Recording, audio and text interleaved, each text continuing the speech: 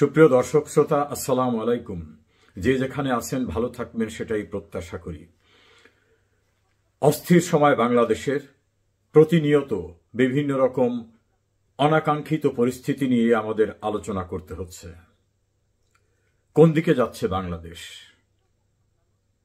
আজ 19 সেপ্টেম্বর 2025।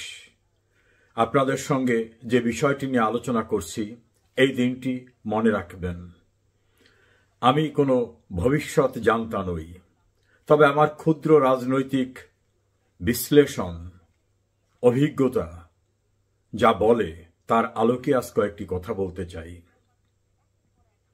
বাংলাদেশ কি ভয়াবহ সংঘাতের দিকে এগিয়ে যাচ্ছে? সেটাই আজ রাজনৈতিক বিশ্লেষক সহ যারা দূরদৃষ্টি নিয়ে বাংলাদেশকে পর্যালোচনা করেন, স্টাডি করেন, তাদের অভিমত যে বাংলাদেশ একটা ভয়ঙ্কর সংকটের মুখোমুখি হতে যাচ্ছে। 2024 সালের 5 অগস্ট নির্বাচিত প্রধানমন্ত্রী শেখ হাসিনাকে মেটিকুলাস ডিজাইনের মাধ্যমে সরিয়ে দেওয়ার পরে যারা ভেবেছিলেন বাংলাদেশে স্বর্গদূত নেমে আসবে, সুখের নহর বইয়ে দেবে, শেখ হাসিনার পরিবর্তে নতুন বাংলাদেশ উপহার দেবেন, সেখানে কোনো দুঃখ, কষ্ট, বেদনা, বৈষম্য থাকবে না, অভাব অনটন থাকবে না, এমন স্বপ্নের ফুলঝুরি যারা ছড়িয়ে দিয়েছিলেন, তাদের সমস্ত এই স্বপ্ন দেখানো যে বিভ্রান্তিকর ছিল, ভুল ছিল, উদ্দেশ্যমূলক ছিল, প্রতারণা ছিল, সেটা আজ প্রতিষ্ঠিত। নতুন করে যে অধ্যায়ের মুখোমুখি এখন বাংলাদেশ, সেটা নিয়ে আজ কথা বলছি। বিএনপির এক সময়ের সহযোগী জামাত ইসলাম আরো 6টি দল নিয়ে, অর্থাৎ 7টি দল নিয়ে রাস্তায় নেমেছে এবং তাদের চ্যালেঞ্জ ডক্টর ইউনূসকে না, তাদের চ্যালেঞ্জ বিএনপিকে। তারা চান পিআর পদ্ধতিতে, অর্থাৎ সংখ্যা অনুপাতে জাতীয় সংসদ সদস্য নির্ধারণ করতে হবে। আর বিএনপি বলেন না, সাধারণ যে প্রক্রিয়ায় ভোট হয় সেই প্রক্রিয়ায় ভোট হতে হবে। এর সঙ্গে ওই যে ইসলামিক দলগুলো, ইসলাম নামধারী দলগুলো, জামাত ইসলাম, ইসলামী শাসনতন্ত্র আন্দোলন এবং আরো 5টি, মোট 7টি সংগঠন নেমেছে। এখানে আরো 5টি সংগঠন তাদের সঙ্গে ঐক্যবদ্ধ আন্দোলনে নামার কথা ছিল, হয়তো তারাও নেমে যেতে পারে। তাহলে বিএনপি এখন কি করবে? বিবিসি বাংলার একটা ইন্টারভিউতে বিএনপি নেতারা বলেছেন তারা কোনোভাবেই এই পিআর নামক পদ্ধতির সঙ্গে একমত না। আর জামাতের একজন সহকারী সেক্রেটারি জেনারেল তিনি হুমকি দিয়ে বলেছেন যারা এই পিআর পদ্ধতিতে বিশ্বাস করবে না তাদের পরিণতি, আওয়ামী লীগকে ইঙ্গিত করে বলেছেন তাদের পরিণতি সেরকমই হবে। অর্থাৎ কড়াকড়ি বিএনপিকে হুমকি দিয়েছেন। আবার ছোট ছোট দল তারা এখন অনিশ্চয়তায় হাবুডাবু খাচ্ছে। যেসব দলগুলো প্রেস ক্লাবের সামনে ব্যানার নিয়ে রাতে টেলিভিশন টকশোতে অনেক উচ্চবাচ্য করতেন শেখ হাসিনার বিরুদ্ধে, তারা এখন একুল ওকুল দুকুল হারানো অবস্থা। তারা কোনো ভবিষ্যৎ দেখছেন না তাদের দলের জন্য বা তাদের রাজনীতির জন্য। তাহলে কি হতে যাচ্ছে?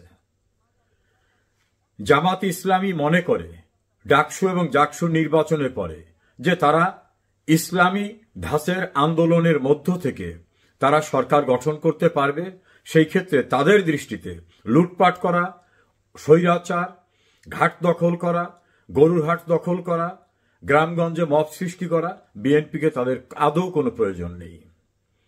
আর বিএনপির ধারণা হয়েছিল যে আওয়ামী লীগকে সরিয়ে দেওয়ার পরে তারাই তো প্রধান দল, তাদের সঙ্গে প্রতিদ্বন্দ্বিতা করারও তো আর কেউ নাই। আর জামাত তো তাদের সঙ্গে থাকে, জামাতকে সিটে ফোটা কিছু শেয়ার দিলেই যথেষ্ট হয়ে যাবে, আর ছোটখাটো দলকে 1-2 আসন দিলে হয়ে যাবে। কিন্তু জামাতের এই বর্তমান কর্মসূচিতে বিএনপির কি স্বপ্নভঙ্গ হচ্ছে, নাকি এখনো বিএনপি মনে করে যে জামাত শেষ পর্যন্ত তাদের সঙ্গেই থাকবে? বিএনপির একাধিক নেতার সঙ্গে আমি কথা বলেছি, তারা নিশ্চিত করে কিছুই বলতে পারছেন না। তারা তাকিয়ে আছেন লন্ডনের দিকে। লন্ডন থেকেও কোনো চূড়ান্ত বার্তা যাচ্ছে না। আর জামাত এতটা আত্মবিশ্বাসী, তারা মনে করে বিএনপির আদৌ কোনো প্রয়োজন নাই, বিএনপি এতটা ইমেজ সংকটে আছে, তাদের অতীত এমন যে কোনোভাবেই তাদেরকে আর মানুষ পছন্দ করবে না, বরং একটা স্বচ্ছ সৎ রাজনীতি, এটার কারণে বিএনপি পরিবর্তে জামাত এবং জামাতের নেতৃত্বাধীন জোটকেই মানুষ ভোট দেবে। বিএনপিতে ছেড়ে দেওয়ার কথা না। তাহলে কি রাজপথে বিএনপিও তাদের মোকাবেলা করবে? যেহেতু আলোচনা টেবিল ত্যাগ করে বা আলোচনা টেবিলের পাশাপাশি রাস্তায় নেমে গেছে জামাত ইসলামী এবং তাদের সহযোগী অন্যান্য দলগুলি, এবং সেখানে তাদের যে বক্তব্য খুব ভয়াবহ হুঙ্কারজনক বক্তব্য, এই বক্তব্যকে কিভাবে মোকাবেলা করবে বিএনপি? বিশ্ববিদ্যালয়ে দুটি ছাত্র সংসদ নির্বাচনে বেশ হতাশায় বিএনপির যুব সম্প্রদায়, তরুণ সম্প্রদায়। এই অবস্থায় বিএনপিকে জামাত এবং তার সহযোগীদের মোকাবেলা করতে রাস্তায় না নামা ছাড়া কোনো বিকল্প নাই। তাহলে রাস্তায় নেমে কি হবে? সংঘাতের মুখোমুখি। সেই সংঘাতে যে মারমুখী জঙ্গি স্টাইলের ইসলামী জোটগুলি, তাদের সঙ্গে কতটা কুলিয়ে উঠতে পারবেন বিএনপি? গ্রাম থেকে শুরু করে রাজধানী পর্যন্ত এই পরিস্থিতি এখন বিস্তার লাভ করছে। যে কোনো সময় একটা বিস্ফোরণ ঘটে যাওয়া, আন্দোলনের নামে সরাসরি মারমুখী অবস্থাটা চূড়ান্তভাবে সংঘাতে পরিণত হবে, এমনটাই রাজনৈতিক বিশ্লেষকদের ধারণা। এবং তারা তাদের অতীতের বিভিন্ন কর্মকাণ্ডকে পর্যালোচনা করে এই ধারণার কথা বলেছেন। এদিকে ইউনূস বিএনপি, জামাত, এনসিপির 3 নেতাকে বডিগার্ড অথবা পাহারাদার হিসাবে বা নিজেকে আত্মরক্ষার জন্য নিউ ইয়র্ক সফরের সঙ্গী করেছেন। সেটা নিয়ে হাস্য রসিকতা হচ্ছে যে গ্যালারিতে বসে ফুটবলের খেলা দেখার মতো এই 3 দলের 3 নেতা এবং এক দলের আরো একজন, এরা ইউনূসের সঙ্গে, ইউনূসের কর্মচারীর মতো তার সফর সঙ্গী হয়ে যাওয়াটাকে হাস্যকর মনে করছে। ছাত্র দলের একজন সাবেক নেতা, গুরুত্বপূর্ণ শীর্ষ পদে ছিলেন, তিনি বলছেন, এটা কি আমাদের দল ন্যূনতম বোঝে না যে আমরা ইউনূসের চামচা হয়ে, ইউনূসের সফর সঙ্গী হয়ে যাব? আমাদের স্ট্যাটাসটা কোথায় চলে গেল? এনসিপির অসুস্থ নেতা, তিনি বলছেন, আমরা ইউনূসকে পাহারা দিচ্ছি কারণ ইউনূস আমাদের থেকে বিচ্ছিন্ন হয়ে যেতে না পারে, আমরাই তো তাকে বসিয়েছি। জামাতের এক নেতা বলেছেন, আমাদের কৌশলগত কারণেই আমরা ইউনূসকে আর কোথাও আলাদা কোনো কর্মসূচিতে যেতে দেব না। তাহলে কেউ কাউকে বিশ্বাস করছেন না। আর দেশের অভ্যন্তরে থাকা ছোট ছোট দল যারা টক শো, প্রেস ক্লাবের সামনে অনুষ্ঠান করেন, তাদের নাকি এখন আর ডাকাডাকি হচ্ছে না। তারা ইউনূসের আগমনকে শুভেচ্ছা স্বাগতম দিয়ে একটা মহান ব্যক্তি আসছে, দেশকে একেবারে সয়লাভ করে দেবে, দেশকে সোনার রাষ্ট্রে কায়েম করে দেবে, সুইজারল্যান্ড, সিঙ্গাপুর করে দেবে, এমন লম্বা লম্বা কথা বলছিলেন। তারাই এখন বলছেন যে একটা ভণ্ড, একটা প্রতারক, একটা স্বার্থান্বেষী লোক। প্রিয় দর্শক শ্রোতা, বিএনপি ক্ষমতায় যাবার জন্য এত ব্যাকুল যে তারা আর কারো কথা শুনতে রাজি না। তাদের ভিতর ভয় আছে, যদি পিআর পদ্ধতি হয়, আওয়ামী লীগ নির্বাচনে যদি না থাকে, তাহলে পিআর পদ্ধতিতে জামাত এবং তার সহযোগীরা বেশিরভাগ ভোট পেয়ে ফেললে বিএনপির ক্ষমতায় যাওয়া সম্ভব হবে না, অথবা জোট করতে বাধ্য করবে।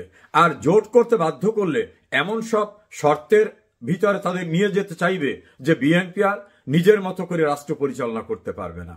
অন্যদিকে জামাত সহ অন্যান্যরা এবং এনসিপি, তারা মনে করে যদি বিএনপি ক্ষমতায় যায় তাহলে তাদের কথিত জুলাই সনদ এটা আর আইনে রূপান্তরিত হবে না।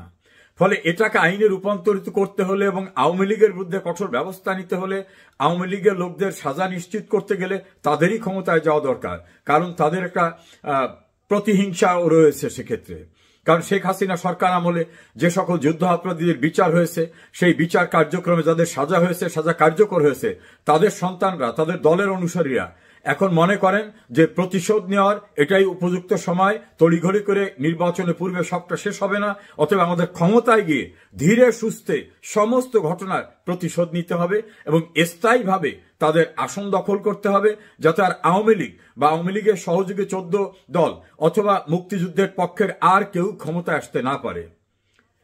এই দৃঢ়তার সঙ্গে জামাত এবং তাদের সহযোগীরা আর বিএনপি 16 বছর ক্ষমতার বাইরে, অনেক কষ্ট তাদের মনে। তারেক রহমানকে প্রধানমন্ত্রী করা এখন সময়ের ব্যাপার। সম্ভব হলে বেগম খালেদা জিয়াকে রাষ্ট্রপতি, তারেক রহমানকে প্রধানমন্ত্রী, এমন ফর্মুলা তো বিদেশে থাকা বিএনপির অনলাইন অ্যাক্টিভিস্টরা যেটা দিয়েছিলেন সেটা তারা গোপনে মনের ভিতরে লালন করে রাখছে। সে স্বপ্নটাও তাদের ভিতরে আছে। এই স্বপ্ন ভঙ্গ হতে দিতে চায় না। নির্ঝরের স্বপ্ন ভঙ্গর মতো এখন স্বপ্ন ভঙ্গের মুখোমুখি ইসলামী জোট এবং বিএনপির যারা বুদ্ধিদাতা। এর মাঝে নতুন ফর্মুলা দিয়েছেন অনলাইন অ্যাক্টিভিস্ট একজনে। তিনি আমার দেশ সম্পাদক মাহমুদুর রহমান নেতৃত্বে আর একটা রাজনৈতিক ধারা তৈরি করবেন এমনভাবে। ত্রিধারায় বিভক্ত আওয়ামী বিরোধী শিবির। অন্যদিকে আওয়ামী লীগ 1 বছর তারা অপেক্ষা করেছে। আওয়ামী লীগের একাধিক নেতার বক্তব্য, আমাদের বিরুদ্ধে নানা অভিযোগ ছিল। অনেকদিন আমরা ক্ষমতায় ছিলাম, আমরা বলেছি যে দেশের অবকাঠামোগত যে উন্নয়ন হয়েছে, দরিদ্রতা দূর করেছি, ধনী দরিদ্রের বৈষম্য দূর করেছি, শহর নগরের পাশাপাশি গ্রাম অঞ্চলকে উন্নত করেছি, মানুষের কল্যাণে অনেক কিছু করেছি। এত তো সত্য আমাদের অনেক ত্রুটি বিচ্যুতি ছিল। সেই সব ত্রুটি বিচ্যুতির কারণে যারা আমাদের উপর কষ্ট পেয়েছিলেন, আমরা অপেক্ষা করেছি। নতুন স্বপ্ন যারা দেখিয়েছেন তারা কি দিতে পারেন মানুষ দেখুক। আওয়ামী লীগের 2 জন গুরুত্বপূর্ণ নেতার মতামত নিয়েছি। তাদের বক্তব্য, এই 1 বছরে মানুষের মোহভঙ্গ হয়েছে। এখন যারা সারাদিন টেলিভিশনে, পত্রিকায়, সেমিনার, সিম্পোজিয়ামে শেখ হাসিনার 14 পুরুষের বিরুদ্ধে কথা বলতেন, আওয়ামী লীগের শাসনের বিরুদ্ধে কথা বলতেন, তারা এখন বলছেন আওয়ামী লীগে ভালো ছিল, শেখ হাসিনাই ভালো ছিল। রাস্তাঘাটের লোকরা, গরিব, কৃষক, শ্রমিক, রিক্সাওয়ালা, ফুটপাতের দোকানদার, তারা বলতেছেন শেখ হাসিনাই ভালো ছিল। আমরা মনে করি শেখ হাসিনা ছাড়া এই দেশকে নিয়ন্ত্রণ করা, এই দেশকে শাসন করা বা এই দেশের মানুষের সুখ নিশ্চিত করা, দেশের ডেভেলপমেন্টকে ইনশিওর করা, পদ্মা সেতু, metro rail, 3rd terminal, Karnaphuli tunnel সহ এই জাতীয় কর্মসূচি এদেশের ইতিহাসে কেউ স্বপ্নেও কল্পনা করেনি। বাস্তবায়ন তো অনেক দূরের কথা, স্বপ্নেও কল্পনা করতে পারেনি। তারা মনে করেন যে শেখ হাসিনা আসলে আবার উন্নয়নের ধারা অব্যাহত থাকবে। দর্শক শ্রোতা, আপনারা কি জানেন 35 লক্ষ মানুষ নতুন করে বেকার হয়ে গেছে, অর্থাৎ তাদের কর্মসংস্থান ছিল, এখন তারা বেকার। 152টি ইন্ডাস্ট্রি বন্ধ হয়ে গেছে, 152টি ইন্ডাস্ট্রি বন্ধ হয়ে গেছে। তাহলে এই ইন্ডাস্ট্রির থেকে যে আয় হতো, রাষ্ট্রের যে ট্যাক্স পেত, এটা কোথায় গেল? জনশক্তি রপ্তানির মধ্য দিয়ে বাংলাদেশ যে ওয়েজ আর্নিংটা হতো, বৈদেশিক মুদ্রা, সেটা বন্ধের পথে প্রায়। বিদেশে তৈরি পোশাক রপ্তানির সবচেয়ে বড় যে সুযোগটা শেখ হাসিনা সরকার আমলে হয়েছিল, সেই তৈরি পোশাক রপ্তানির খাতের উপরে এমনভাবে ট্যাক্স ইম্পোজ হয়েছে যে অনেক পোশাক খাত, আমি যে 152টির কথা বললাম তার ভিতরে অধিকাংশ তৈরি পোশাক খাত বন্ধ হয়ে যাচ্ছে এবং সেগুলি পার্শ্ববর্তী অনেক দেশে চলে যাচ্ছে। তাহলে তৈরি পোশাক খাতের থেকে বৈদেশিক মুদ্রা অর্জন, জনশক্তি রপ্তানি থেকে বৈদেশিক মুদ্রা অর্জন সম্পূর্ণরূপে নুয়ে পড়েছে। বাংলাদেশ ব্যাংকের রিজার্ভের অবস্থা ভয়ঙ্কর পর্যায়ে পৌঁছে গেছে। আগামীতে বেতন দেওয়া যাবে কিনা এটাই সংশয়।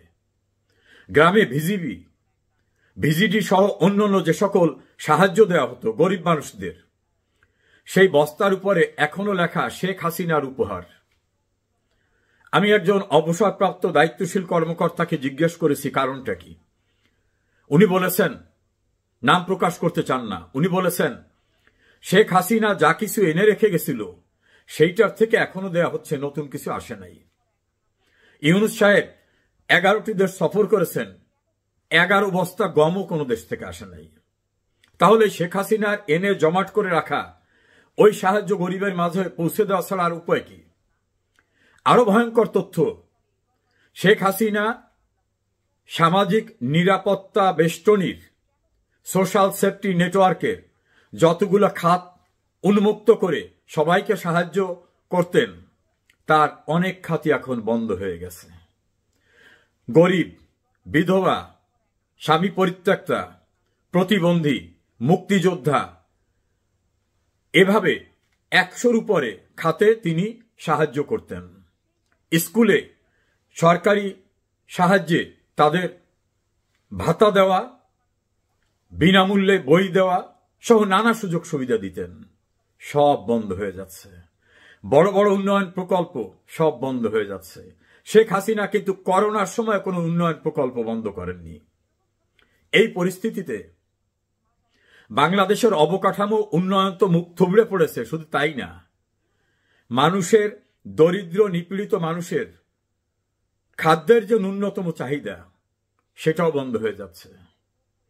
শেখ হাসিনা যে গৃহহীনদের ঘর দেওয়ার মধ্য দিয়ে একটা যুগান্তকারী পদক্ষেপ নিয়েছিলেন, তার যে অংশটা বাকি ছিল সেটা একেবারে বন্ধ করে দেওয়া হয়েছে। তাহলে বাংলাদেশ যাচ্ছে কোথায়? আর বন্ধুহীন রাষ্ট্রে পরিণত হচ্ছে বাংলাদেশ। বাংলাদেশের গুরুত্বপূর্ণ একটা অঞ্চল সেন্ট মার্টিন, সেটার পরিণতি কেউ জানে না।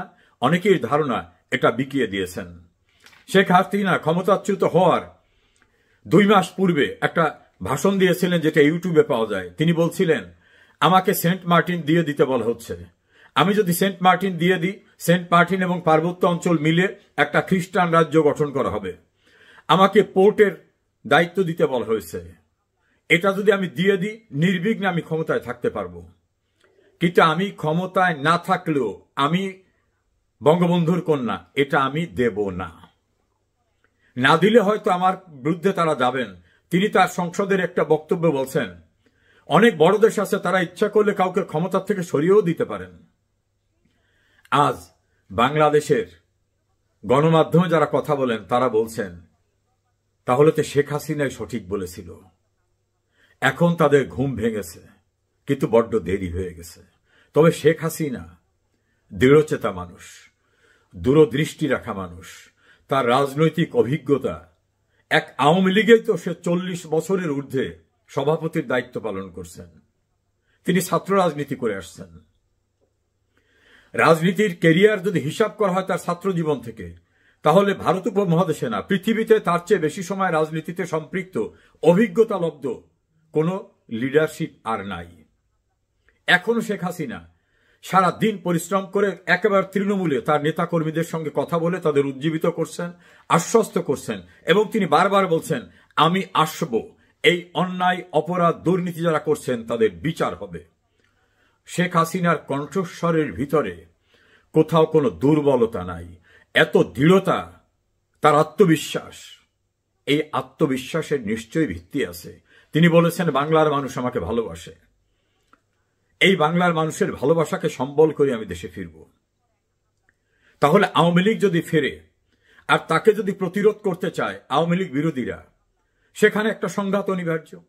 আবার বর্তমানে বিএনপি এবং তার সহযোগী, একসময় সহযোগীদের সংঘাত, বিদেশের সঙ্গে সম্পর্কের অবনতির কারণে সেই সব দেশের সঙ্গে কূটনৈতিক সংঘাত, অন্যান্য সংঘাতের সম্ভাবনা আছে। অসহায় হয়ে পড়া মানুষ যখন অন্ন, বস্ত্র, বাসস্থান, চিকিৎসা, শিক্ষার সুযোগ পাবে না, তাদের সঙ্গে রাষ্ট্রযন্ত্রের সংঘাত, চতুর্মুখী সংঘাতের মুখোমুখি বাংলাদেশ। সুন্দর করে সাজানো একটি উন্নয়নের রোল মডেলের বাংলাদেশ এখন ধ্বংসের দ্বার প্রান্তে। আমার মনে হয় এই ভয়ঙ্কর সংঘাতে লিপ্ত হবে বিএনপি এবং তার একসময়ের মিত্ররা। মানুষ বেছে নেবে তাদের পরীক্ষিত আপনজন আওয়ামী লীগকেই। সেদিন খুব দূরে না, তবে সংঘাতে বাংলাদেশ আরো ক্ষতিগ্রস্ত হবে, এমন শঙ্কাই রাজনৈতিক বিশ্লেষকদের। অপেক্ষা করুন, সেদিন খুব দূরে নয় যে এই অবৈধ ক্ষমতা দখল এবং রাষ্ট্রযন্ত্রে ব্যবহার করে স্বেচ্ছাচারিতার সাজা তাদের অবশ্যই হবে। সেদিন খুব দূরে না। ভালো থাকুন, নিরাপদে থাকুন।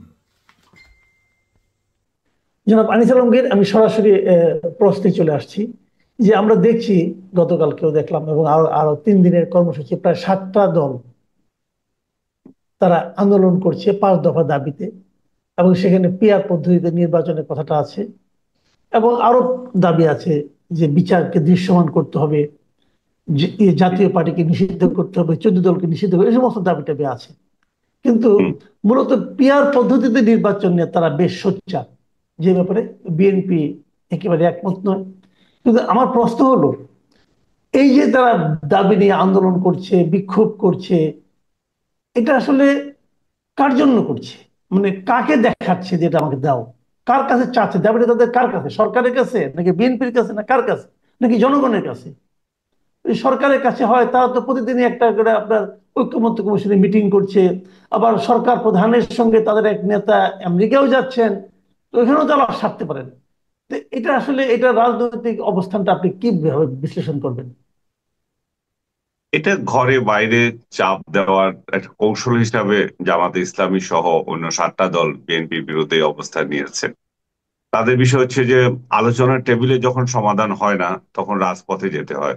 কিন্তু আপনি এখানে খুব ভালো করে বলেছেন, রাজপথে যারা যাবেন কেন, যারা সরকারে আছে তারা তো আপনাদেরই লোক। এখানে তো এমন নয় যে শেখ হাসিনা ক্ষমতায় আছে তার থেকে আদায় করে নেবেন, সেই দিন তো আর নাই। এখন ডক্টর হুম। ইউনূসকে আপনারা বসিয়েছেন, আপনারাই জানেন, সেই আপনারাই অংশীদার। তো অংশীদাররা নিজেরাই তো সমাধান করতে পারেন। আপনি কিভাবে বলছিলেন যে উনি তো নিউ ইয়র্ক যাচ্ছে, তো নিউ ইয়র্কে সঙ্গে নিয়ে যাচ্ছে, যারাই আলোচনায় বসে আলোচনা করে এদেরই অংশীদার এখানে আছে। তারা নিজেরা বসে তো সমাধান করতে পারে, প্লেনে যাইতে যাইতে তো এই সমস্যার সমাধান হয়ে যায়। কিন্তু তারা রাইট। তারা এটা উম, কতটুকু করবেন আমি জানি না। তো এবং তারা কেন এটা পারছে না যে এই সমাধানে আনতে। আলী রিয়াজ এবং আদার্স যে যারা এই কমিটিতে আছে, যে অনন্তকাল ধরে যে মিটিং চলবে কিনা সেই প্রশ্নে তারাও এখন জড়িত। তো তারাও চায় যে একটা সমাধানে আসা। আলী রিয়াজকে আমি খুব হোপফুল দেখি যে না, আমাদের এটা সমাধান হয়ে যাবে। আমাদের 84 না কয়টি জানি ঐক্যমত হয়েছে, সেগুলো হতে পারলে আর 2-4টি যেটা আছে হয়ে যাবে। যেমন আমাদের জুলাই ঘোষণাপত্র নিয়ে আমাদের যে মতবিরোধ ছিল, কিন্তু সে 25 দফা কিন্তু আমরা টিকে দিয়ে দিয়েছি। তো আমি মনে করি যে সেরকম এখানেও একটা সম্ভব হবে, ওনার ভাষ্য আর কি। বাট হলে হোক ভাই, আমরা তো রাজপথে চাই না, আমরা তো রাজপথে ওনারা নেমে আসুক, রাইট। প্রতিদিন গ্যাঞ্জাম করুক, এগুলো তো চাই না। রাজনৈতিক দলগুলো কালকে 3টা রাজনৈতিক দল বা 4টা রাজনৈতিক দল যে মিটিং করলো, তাতে তো মানে নগরী কলাপস করছে। এখন সেটা ওনারা আবার গ্রামে নিয়ে যাচ্ছেন, জেলা শহরে নিয়ে যাচ্ছেন, উপজেলা শহরে নিয়ে যাচ্ছেন। তো এই যে ওনাদের এই যে আন্দোলনটা, এটার আরো একটা উদ্দেশ্য হচ্ছে যে ওনারা যে জোটবদ্ধ হতে চাচ্ছেন বিএনপির বিরুদ্ধে, সেটারই একটা প্রাথমিক প্রক্রিয়া হতে পারে। সেটাও একটা ফিল্ড লেভেলে কেমন হয় এটা দেখছেন, লোক জমায়েত কেমন হয়। এবং ওনারা যে দাবিটা করছেন পিয়ারের, সেই দাবিটা তখন তাহলে আরো জোরদার হবে। আমরা পিয়ারের দাবি করছি, দেখো কত মানুষ আমাদের সঙ্গে আছে। বাস্তবে তো ওনারা যে দাবি করছেন সেটার সাথে ওনারাই আছেন। বিএনপি যদি এই দলের সঙ্গে না থাকে যে পিয়ার পদ্ধতিতে, তাহলে খুবই একটা ক্ষুদ্র অংশ এই দাবি করছে। কারণ আওয়ামী লীগ নাই, জাতীয় পার্টি নাই, 14 দল নাই, তো বড়, এবং বিএনপি নাই, তো তাহলে পিয়ার কে চায়? অতি ক্ষুদ্র একটা অংশ। ওই অতি ক্ষুদ্র অংশ ওর দাবি তো সবাই মানতে বাধ্য না। এবং এটা যদি সরকারও তাদের উপর ইম্পোজ করে, তাহলে সেটা আরেকটা বড় ধরনের প্রতিক্রিয়া হতে পারে। এত ক্ষুদ্র একটা অংশের দাবি সরকার কিভাবে মেনে নেবে? তাছাড়া এই পিয়ার পদ্ধতির সুফল যেমন আছে, কুফল গুলো তো অনেক বেশি আছে, আমরা চারপাশে দেখতে পাচ্ছি। নেপাল সহ অন্যান্য, ইভেন ইউরোপিয়ান অনেক রাষ্ট্র, আহ, ফ্রান্সের উদাহরণ দিচ্ছে। অনেক দেশে সরকার খুব তাড়াতাড়ি পতনের জন্য পিয়ার পদ্ধতিকে দায়ী করা হচ্ছে, ওরা বরং এখান থেকে সরে আসতে বলছে। আজকে আমি আবার দেখলাম যে ইসলামী ফতোয়াবাজ যারা আছে, তারা আবার এখানে ব্যাখ্যা দিয়েছে ইসলামের দৃষ্টিতে পিয়ার পদ্ধতি গ্রহণযোগ্য না। পিয়ার পদ্ধতিতে নেতা নির্বাচন, ইসলামের দৃষ্টিতে নেতা নির্বাচন নির্দিষ্ট করে দেওয়া আছে। এখন আমি এখানে অমুকে দিলাম আর ওই রিমোটে আরেকজন হয়ে গেল, সেটা কেন হবে? সেই দৃষ্টিভঙ্গিটাও প্রচার হচ্ছে। যারা এই এই দাবিটা যারা করছে, তারা তো সিংহভাগ ইসলামিক রাজনৈতিক দল। কিন্তু হ্যাঁ, হ্যাঁ, তাদের হ্যাঁ। মধ্যে তাদের মধ্যে আবার এই ফতোয়া জারি হয়ে গেছে যে এটা ইসলাম মানে না। তো আমি জানি না কিভাবে এর সমাধান হবে। আপনিও কি ভাবছেন? আচ্ছা, একটা কথা বলেন তো। আপনি তো মানে রাস্তাঘাটে চলাফেরা করেন, অনেকের সঙ্গে কথাবার্তা বলেন, সাধারণ মানুষের সঙ্গে কথাবার্তা বলেন। তো এখান থেকে আপনার কি মনে হয়, এই সাধারণ মানুষ কি পিয়ার জিনিসটা কি এটা বোঝে, অথবা এটার ব্যাপারে তাদের খুব একটা চাহিদা আছে? মোটেই না। সাধারণ মানুষ চায় যে ইউনুস কবে যাবে। এই ইউনুস যায় না কেন? সাধারণ মানুষের এত ঠেকা নেই এগুলো করার। সাধারণ মানুষ খাইতে পারতেছে না। সাধারণ মানুষ জিনিসপত্রের দ্রব্যমূল্যের যে হারে দাম বেড়েছে, সেটা ডক্টর ইউনুস তো কিনে খায় না, ওনার তো আর এটা জানার কথা না। সাধারণ মানুষের নাভিশ্বাস উঠে যাচ্ছে, সাধারণ মানুষ জমা টাকা ভাঙিয়ে ভেঙে খাচ্ছে। এর আগে শেখ হাসিনার আমলেও দ্রব্যমূল্য যখন ঊর্ধ্বগতিতে হয়েছিল, তখনও মানুষের এই দুর্দশা ছিল, কিন্তু মানুষের একটা অর্থনৈতিক একটা ছিল, ট্রানজেকশন একটা গণ্যমান ছিল, আসতে গেছে। এখন স্থবির হয়ে গেছে, এখন শুধু ভেঙে ভেঙে খাচ্ছে। উনি যে সরকারের লোকদের বেতন বাড়াচ্ছে, এই সরকারের লোকেরা কত পার্সেন্ট রাষ্ট্রের মধ্যে? 5%ও তো হবে না। আপনি কিসের ফাইভ 5%? পার্সেন্ট 10 লাখ, দশ হ্যাঁ, লাখ সরকারি কর্মচারীর সঙ্গে তো 10-12 লাখ। হ্যাঁ, ওইটা বলতেছি। তাহলে এই এত ক্ষুদ্র একটা অংশ নিয়ে আপনি চিন্তা করছেন, বাকিদের জীবন কিভাবে যাচ্ছে? এই ক্ষুদ্র অংশের বেতন বাড়ান, বাকিরা তো বাড়াতে পারে না। সাংবাদিকদের জীবন তো আরো দুঃসহ হয়ে উঠেছে। কেউ, আপনি ওএস বোর্ড একটা ডিক্লেয়ার করে কেউ মানে না। সেই 2000 সালের ওএস বোর্ডও এখনো বাস্তবায়িত হয় না অনেক কোম্পানিতে। 2-4 হাজার, মানে 6,000 থেকে শুরু করে সাংবাদিকতা শুরু হয়। এর থেকে লজ্জাজনক পরিস্থিতি তো আর মিডিয়া তো দেখি নাই আমি। তো সার্বিকভাবে মানুষ চায় যে ভাই, ইউনুস আপনি যান, আপনি গিয়ে আমাদের একটা সরকার দেন, সেটা যেই সরকারই হোক। আমরা একটা নির্বাচিত সরকার চাই, কারণ অনির্বাচিত সরকারের মধ্যে আমরা যেটা দেখতে পাচ্ছি, একটা অরাজকতা চলতেছে। বিএনপি এই অরাজকতার শীর্ষে আছে। বিএনপির দ্বারা আজকে দেশের আনাচে কানাচে মানুষ নির্যাতিত, এবং বিএনপি আবার এটাকে কাভার দেওয়ার জন্য বলে যে আমরা 7,500 কর্মীকে, নেতাকে আমরা বহিষ্কার করেছি। এটা তো বিরাট একটা সংখ্যা। আপনার সংখ্যা দিয়ে মানুষ কি করবে? তারেক রহমান কালকে এটা নিয়ে নিলেন, ক্রেডিট নিলেন।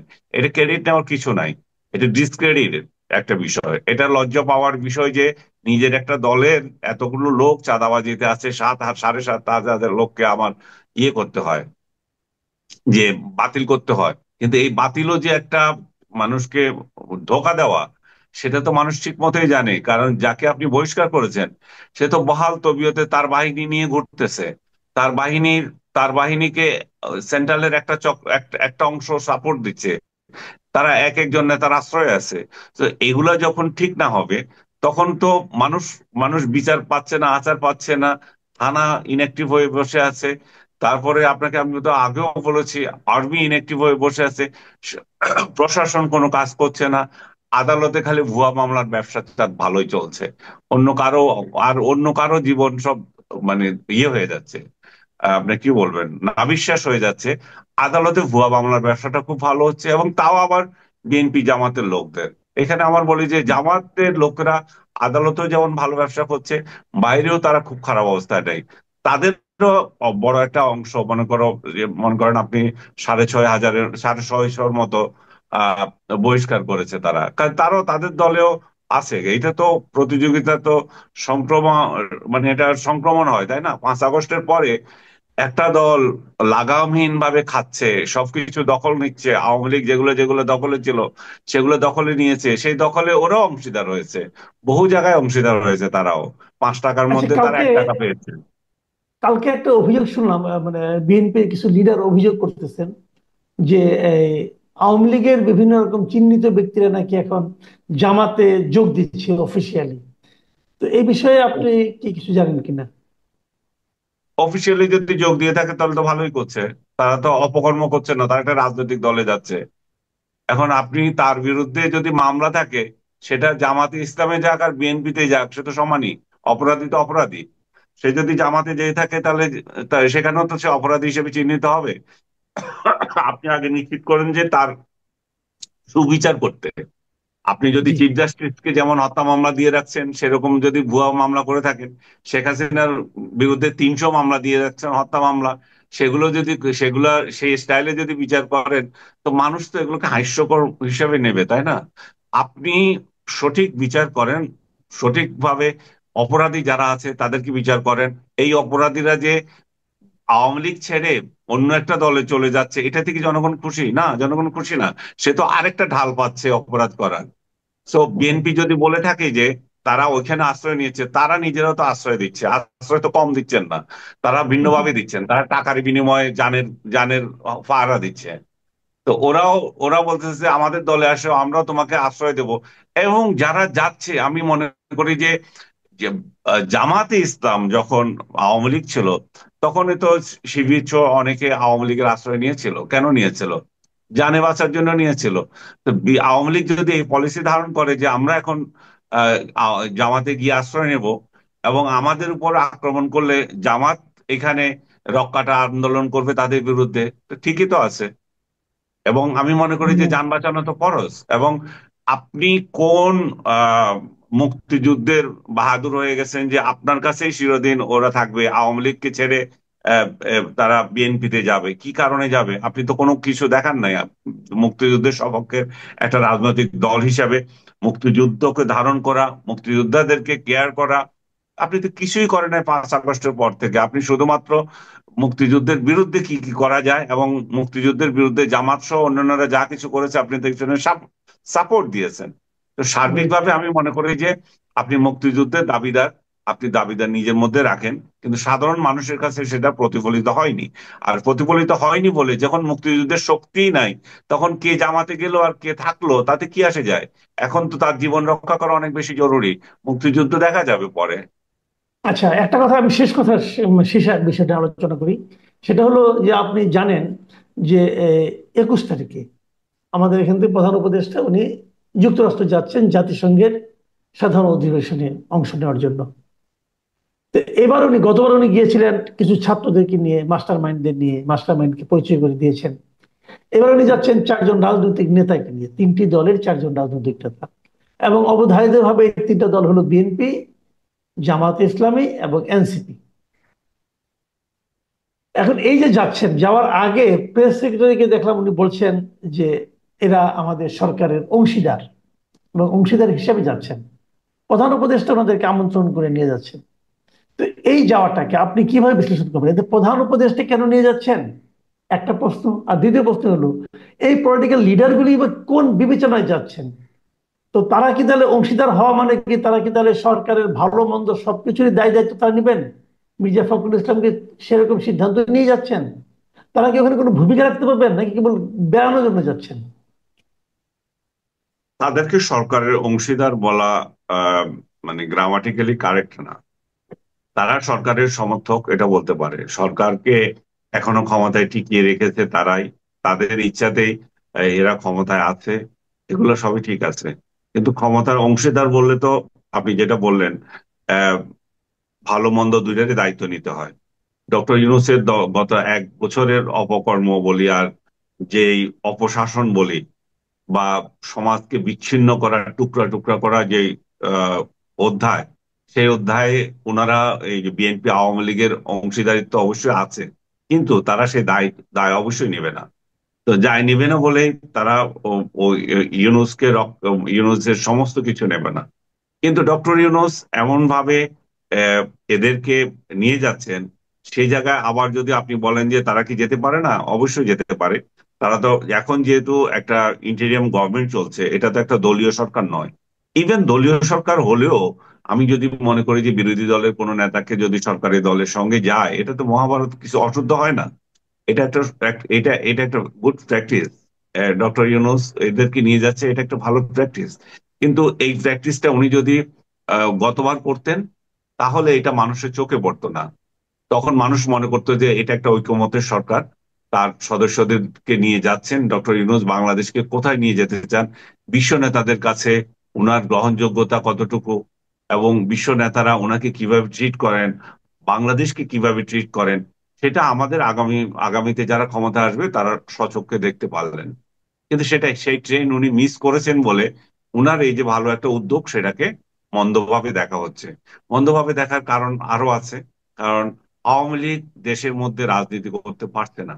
তাদের সমগ্র সমর্থকরা সারা দেশে তাদের বা সারা বিশ্বে তাদের সংগঠন আছে। যেখানে যান সেখানে আপনি দেখবেন, আমি দেখেছি, আমার নিজের অভিজ্ঞতা থেকে দেখেছি, সব জায়গায় তাদের সংগঠন আছে। আমি এক সময় এই সংগঠনগুলোকে পছন্দ করতাম না, নিজের দেশের রাজনীতি বাইরে কেন করবে।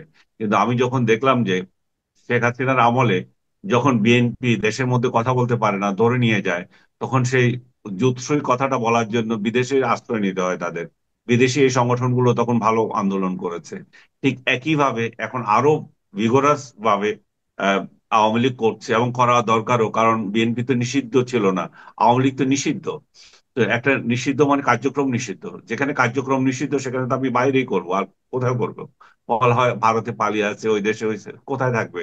ওরা তো পাকিস্তানে যাবে না, ওরা আফগানিস্তানে থাকবে না, ওরা যথার্থভাবে ভারত সহ যে সব দেশে আছে ঠিক মতোই আছে। এবং তাদের যে রাজনীতি তারা যেটা করছে দলের আওয়ামী লীগের জন্য, আমি মনে করি যে সেটা তাদের গণতান্ত্রিক অধিকার এবং ন্যায্য অধিকারও। এখন সেই জায়গায় আমরা যদি দেখি যে ডক্টর ইউনূস যখনই বাইরে যাচ্ছেন, তার পরিষদের সদস্যরা যখনই বাইরে যাচ্ছেন, একটা প্রবল বাধার সম্মুখীন হচ্ছেন। এই বাধা এবারও উনি নিউ ইয়র্কে গেলে এটা ফেস করবেন, গতবারও করেছেন। গতবার যেটা দেখা গেছে, বিএনপি একই সঙ্গে আওয়ামী লীগকে মানে প্রতিরোধ না করা হোক, উনাকে স্বাগত জানানোর জন্য এয়ারপোর্টে ছিলেন বিএনপির কর্মীরা, নেতা কর্মীরা। এবং সে তার একটু হাতাহাতিও তাদের সাথে হয়েছে আওয়ামী লীগের সাথে। এবার আমি জানতাম যে তারা এই কর্মসূচি নেবেন না, কারণ এদের সাথে ডক্টর ইউনূসের সঙ্গে তাকে প্রটেক্ট করার কোনো দায়িত্ব নেই। এবং ওনাদের কয়েকজন এও বলেছেন যে আমরা যে ওনাকে স্বাগত জানিয়েছি সেটার কোনো প্রতিফলন আমরা নিউ ইয়র্কেও দেখি নাই, পরেও দেখি নাই আমাদের দলের সাথে ওনার যে ট্রিটমেন্ট উনি দিয়েছেন। কিন্তু এবার তারা আবার ডিসিশন নিয়েছে যে তারা এয়ারপোর্টে যাবেন ডক্টর ইউনূসকে শুভেচ্ছা জানাতে, কারণ তাদের সঙ্গে তাদের মহাসচিব যাচ্ছে। আর মহাসচিবের মান-ইজ্জত একটা ব্যাপার আছে। ডক্টর ইউনূসকে বিরুদ্ধে স্লোগান দেওয়া বা অন্য কিছু করা, সেক্ষেত্রে তাদের কিছু হয়তো যেহেতু আসতো না এবার, কিন্তু যেহেতু তাদের মহাসচিব আছে, স্বাভাবিকভাবে তারা সেখানে পার্টিসিপেট করবে।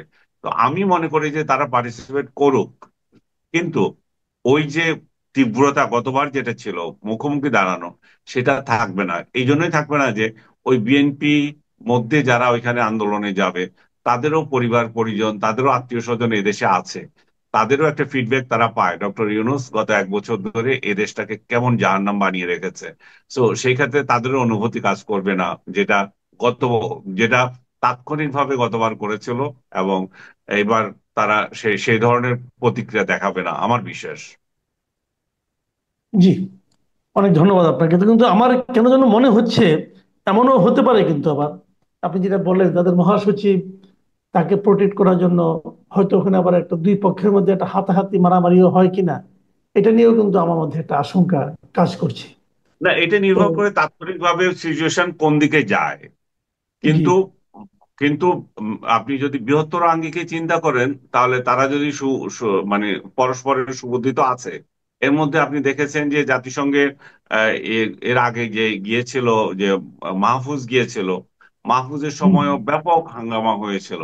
এবং আজকে আমি দেখলাম যে আমাদের প্রেস সেক্রেটারি যে আছে মর্তুজা, সেখানে দাবি করছে যে আওয়ামী লীগের কিছু লোককে বা যারা ওই আন্দোলন করেছিল তাদের অনেককে নাকি গ্রেপ্তার করেছে।